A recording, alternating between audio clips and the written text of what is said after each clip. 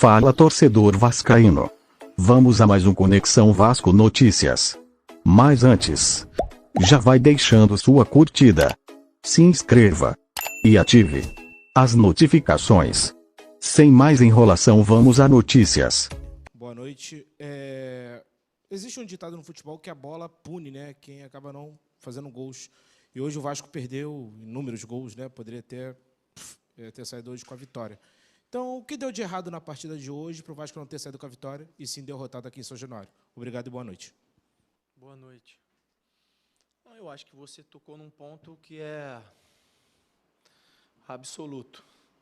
A eficiência sempre tem um peso determinante no resultado. Eu acho que no primeiro tempo, em especial, a gente criou um bom número de boas oportunidades. Não fomos eficientes. Eles tiveram uma bola no comecinho do jogo, que acho que bateu na trave. E depois essa última bola que faltou a gente ser mais eficiente para parar esse contra-ataque, ou fazer a falta se fosse necessário, ou defender melhor.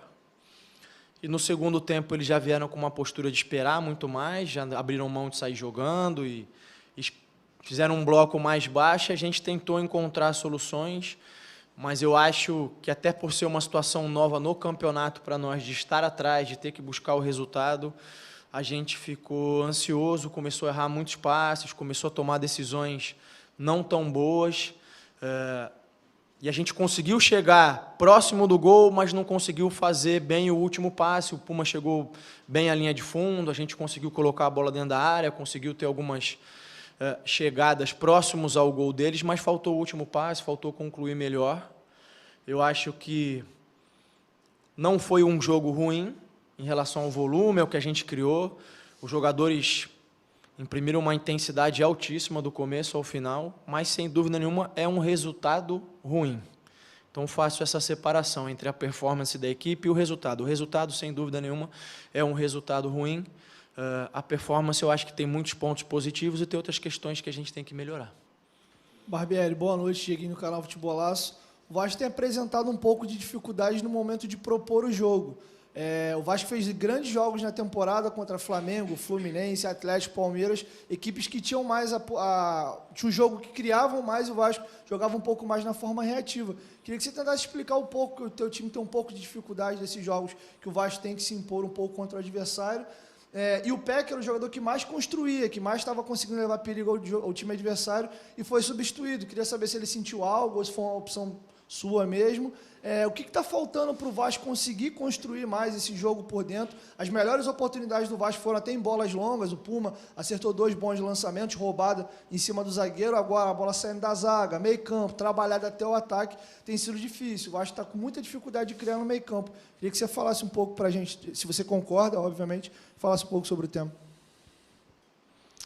Olha, eu vou começar do final do pé, que ele pediu para sair, disse que estava começando a sentir câimbras já, então ele pediu para sair, concordo, acho que ele estava criando bastante.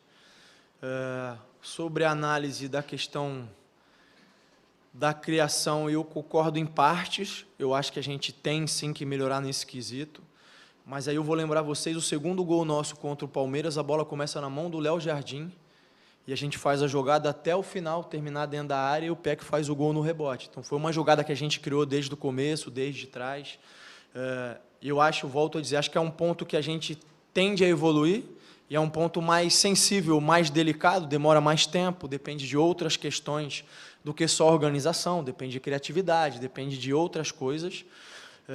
Mas volto a dizer, eu acho que mesmo assim, hoje a gente criou um bom número de oportunidades, pelo menos para que o placar fosse outro, né? E aí faltou realmente a gente ser mais eficiente, a gente conseguiu roubar muitas bolas pressionando eles lá na frente, faltou definir melhor, conseguiu explorar esse espaço nas costas da defesa, faltou definir melhor, e eu acho que no segundo tempo, volto a falar, a gente cedeu um pouquinho à ansiedade, quis acelerar demais, acabou cometendo muitos erros, tanto é que no segundo tempo eles tiveram até muito mais situações de contra-ataque, até de perigo, o Léo Jardim fez boas defesas, porque a gente passou a errar bastante por querer acelerar demais. Barbieri, boa noite.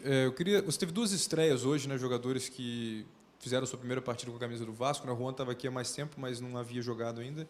E o Carabarral que chegou agora para para formar essa equipe, fazer parte do elenco. Queria que você falasse um pouquinho sobre a entrada desses dois jogadores e analisasse um pouco essa estreia deles, se foi dentro do que você esperava, e também quais eram as suas principais intenções ao colocar esses dois atletas ali no segundo tempo. Foram 5 alterações, né? 3 e depois logo mais 2, mas especialmente desses dois, por favor. Bom, boa noite. Primeiro, em relação ao Carabarral, é um jogador de mais criação, um jogador que pensa mais o jogo, um jogador que tem mais essa bola de pifar, e a gente não estava conseguindo criar muito no segundo tempo. Essa foi a ideia. No momento que eu achei que o Alex tinha perdido um pouquinho o ritmo, a ideia foi ele entrar no lugar do Alex. Depois a gente passou a ter muito a bola, mas passou a faltar presença na área, por isso a entrada do Juan, e aí eu recuei o Carabarral para que ele iniciasse essa construção desde trás, ficou ele e o Rodrigo. A entrada do Rodrigo tem um pouco a ver com isso, porque como eu tirei 2 volantes, eu precisava ter uma segurança ali para dar liberdade para os outros jogadores. Então, essas trocas foram nesse sentido, dele conseguir criar mais, achar os homens por dentro, ter mais essa última bola. São jogadores que vinham treinando muito bem, não acho que eles conseguiram reproduzir no jogo aquilo que eles vinham apresentando nos treinamentos, mas volto a dizer, eles jogam dentro de um contexto, né? E foi um momento em que a equipe estava muito ansiosa, muito nervosa. Eu acho que eles também acabaram entrando dentro desse contexto e não conseguiram render tudo aquilo que eles podem render. Bem, boa noite, Tébaro do Grupo Globo aqui. Hoje você teve uma novidade na escalação, né, nos 11 iniciais ali, o Marlon Gomes começou no lugar do Rodrigo. É a segunda vez que você escala essa trinca de meio campo ali e, enfim, por coincidência ou não, a segunda vez que vocês sofrem uma derrota aqui em São Januário. A primeira, né, só para lembrar, foi contra o ABC na Copa do Brasil. Quero saber o que você esperava ao fazer essa mudança, tirar o Rodrigo e colocar o Marlon Gomes. O que você achou da postura da tua equipe enquanto estava com essa escalação? Só isso, só. Obrigado. Tá bom. Boa noite, Tébaro. Eu queria só fazer um contraponto, se você me permite. O jogo do ABC, para mim, a gente não perdeu, a gente empatou e foi para as penalidades. Então, não foi uma derrota dentro dos 90, né? A ideia era justamente a gente conseguir, por estar jogando em casa, ser uma equipe mais propositiva, criar mais. Toda vez que você opta por um jogador de mais criação, você faz uma escolha. Não tem as duas. Ainda não tenho esse jogador perfeito que marca pra caramba, que morre de tudo e cria também. Então foi uma escolha. Eu alternei bastante durante a semana os dois, o Rodrigo e o Andrei. Chegou até um momento que o Rodrigo teve um entorse. A gente até acreditou que talvez ele não pudesse ter condição de vir para o jogo. E durante os treinamentos o resultado foi bom, o Andrei se entende muito bem com o Marlon, e eu acho que até o gol a gente estava muito bem. Eu acho que eu gostaria de ter um cuidado com essa narrativa de que, coincidentemente, eu entendo, o ponto é verdade, é um fato, mas quando o Rodrigo não está, né, fica essa questão da derrota. Não acho que a gente criou bastante, eu acho que a gente criou situações para fazer o gol, se a gente tivesse feito, talvez a leitura fosse outra. Mas depois o Andrei que acabou tomando um amarelo, e como eu disse, como eu tirei 2 volantes de uma vez, aí sim o Rodrigo era um cara que fazia essa contenção para optar por outros jogadores de criação. Mas a ideia era ganhar mais aproximação no meio, ganhar um pouco mais de chegada à frente. Eu acho que funcionou bem a maior parte do primeiro tempo. No segundo tempo não funcionou, por isso eu optei por trocar. Barbieri, João Silva do Lance. Fica muito claro que o Vasco já tem um goleiro definido, uma linha defensiva e um ataque, né? E, né, fazendo mais uma pergunta em relação ao meio-campo. Você optou pelo Marlon, né, tirando o Rodrigo, mas daqui a um tempo, não sei precisar quando será, mas Marlon e Andrei não estarão com o Vasco, né, por conta da convocação. Você consegue identificar nesse elenco, já jogou o Carabarral, talvez o Orelhano jogando por dentro, você já projeta alguma coisa em relação a esse meio-campo, tendo em vista que você vai ter desfalques e parece que é um setor que você ainda não achou o ideal? Queria que você falasse um pouco sobre isso, as opções que você tem, ou até mesmo uma mudança de estrutura tática, se isso passa pela sua cabeça, em relação principalmente a esse setor de meio campo. Obrigado. Boa noite. Não, eu acho que sim, eu acho que a gente já atuou em diferentes estruturas, acho que coincidentemente, nos últimos 3 jogos a gente enfrentou equipes que jogavam na mesma estrutura, ainda que mudasse os jogadores e as posições. Tanto o Atlético, quanto o Palmeiras, quanto o Bahia hoje jogavam com uma saída com 3, 2 por dentro, 5 na última linha. e a gente sempre fez ajustes em função disso. Eu estou ciente da saída do Andrei e do Marlon, saída não, né, dessa ausência para a seleção, e a gente tem as opções. O Rodrigo mesmo é uma opção, o Carabarral, como você citou, o Barros, que já entrou em outros momentos, mas eu acho que é muito longe eu pensar lá na frente nesse momento agora. O foco agora é no próximo jogo, é o Fluminense, é um clássico, é um jogo importante para a gente pontuar, para a gente tentar buscar esses pontos que a gente perdeu em casa. Então, a ideia agora é estudar melhor o Fluminense e fazer as escolhas pensando nesse jogo. Eu tenho sempre que te perguntar, o Wellington Campos, Rádio Tupi, você vai liberar o Andrei e o Marlon já no dia 8, ou vai segurar um pouquinho mais para liberar para a seleção? Essa é uma. E sobre cartão amarelo, você foi expulso contra o Atlético, hoje você tomou um cartão amarelo, você tem 3 jogadores já pendurados, Andrei, Gabriel Peck e Pedro Raul. Está te preocupando essa situação de, primeiro a sua e também dessa quantidade de cartões que o time vem tomando? Isso é preocupante ou não? O que você fala sobre essa questão? Boa noite, Wellington. Eu acho importante tocar nessa questão. O meu cartão, como foi o cartão do Abel na primeira rodada, foi um recado. Eu sei quem mandou o recado. E hoje também foi uma situação que eu não entendo, porque foi um lance em que eu abri os braços, o Flávio estava de costas, do outro lado do campo. Aí eu pergunto a você, como é que o Flávio, de costas do outro lado do campo, sabe para quem que eu abri os braços? Ou eu não posso abrir meus braços para o meu jogador? Aí um outro ponto a gente vai ganhando do Atlético Mineiro, fora de casa, 7 minutos de acréscimo no primeiro tempo.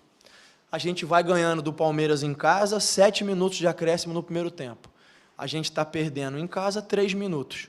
Eu acho que foi o único jogo de todos que eu vi no campeonato que deram 3 minutos no primeiro tempo.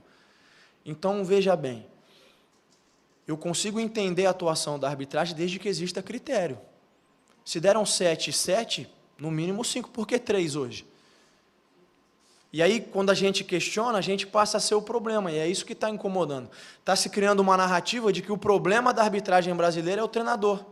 O resto não, eles não erram, eles não cometem equívocos, os critérios são sempre perfeitos, e o único problema da arbitragem é o treinador. Aí eu falo, ou abro o braço, amarelo. O treinador do lado abre o braço, não tem amarelo, então eu não consigo entender. O que eu vou fazer é ficar mais quieto ainda. Mas eles vão continuar errando, como eles erram sempre, eles vão continuar tendo uma falta de critério absoluta e ninguém vai falar nada. É só ver o jogo de ontem, Flamengo e Botafogo, as expulsões. Precisa falar mais alguma coisa? Com o auxílio do VAR. Então, na minha opinião, a do Rafael, que ela deu amarelo, era vermelho, porque ele foi por cima caçola. Eles fazem uma palestra e explicam. Tem que ter contato pleno, tem que ser isso, tem que ser aquilo outro. Aí eles não aplicam. A do Rafael já era vermelho direto. O que falar da do Thiago Maia? Mas alguém falou? Não, o problema é o treinador que abre o braço do lado do campo. Aí sabe o que vai acontecer? O treinador vai ficar quieto e eles vão continuar fazendo o que eles fazem. Enquanto que eles precisam é aprimorar os critérios deles, aprimorar a parte técnica. E se eu me exceder, eu tenho que ser punido. Se qualquer outro treinador se exceder, tem que ser punido. Agora, achar que o problema da arbitragem brasileira é o treinador é um desvio de foco. E está funcionando. Todo mundo só fala do treinador, ninguém fala dos erros que eles cometem lá dentro.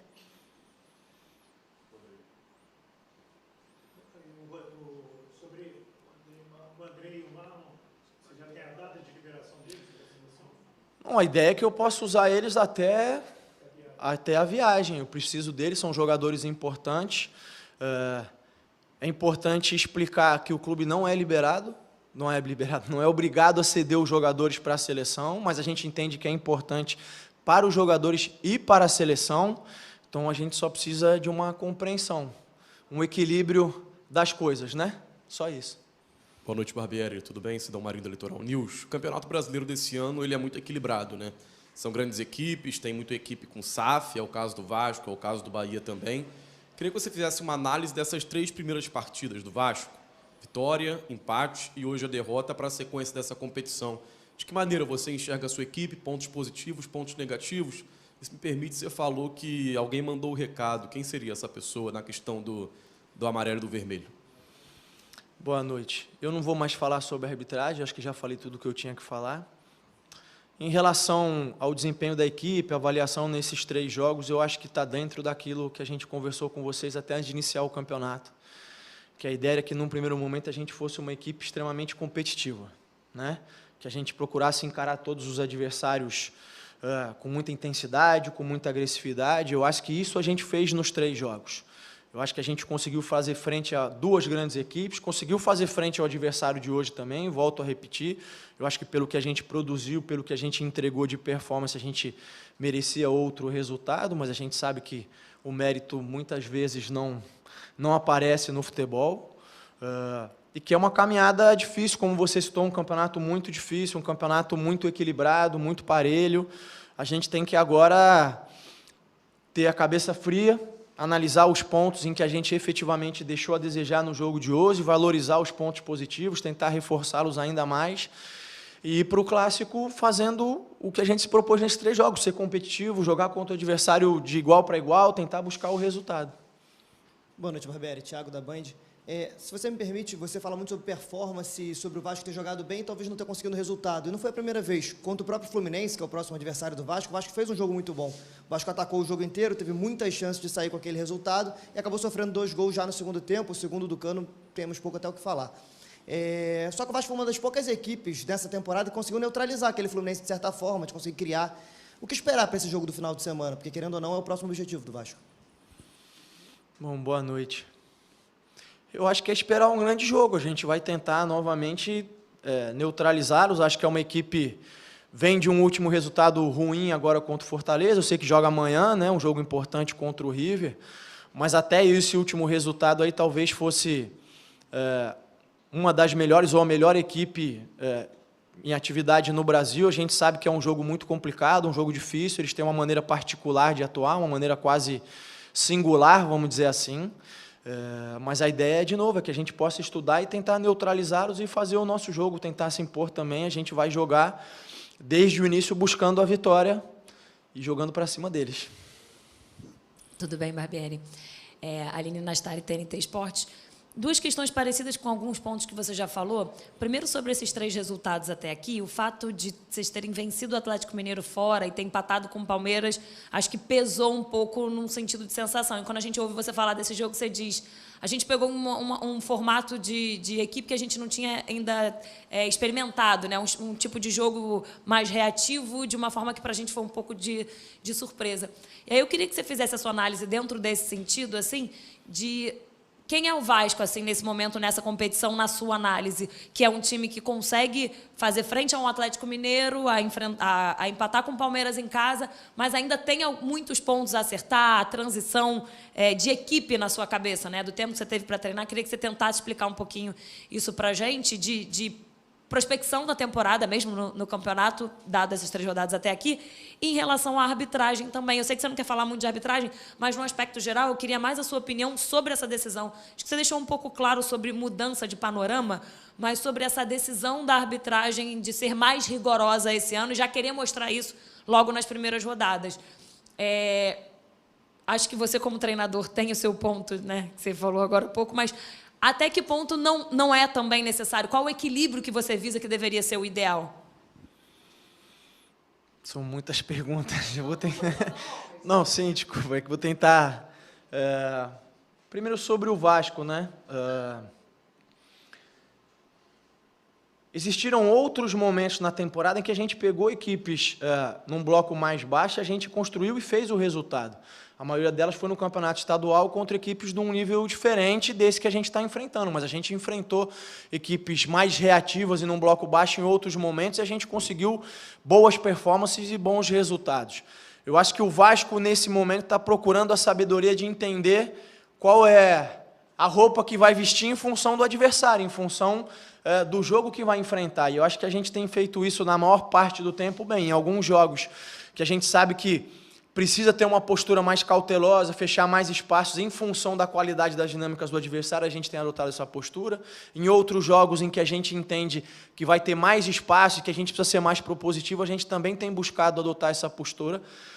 Não existe uma única forma de vencer, nem uma única forma de atuar, e a gente está tentando construir variações importantes porque o campeonato vai exigir isso, a gente tem feito isso ao longo do tempo. Em relação à arbitragem, eu não vejo nenhum problema deles serem mais rigorosos, eu só acredito que eles precisam ser criteriosos, seguirem o mesmo critério. E é isso que me incomoda. No primeiro jogo, quem me expulsou foi o quarto árbitro, e hoje quem me deu amarelo foi o quarto árbitro. Então, se eu não estou incomodando o árbitro, por que precisa desse tipo de atuação?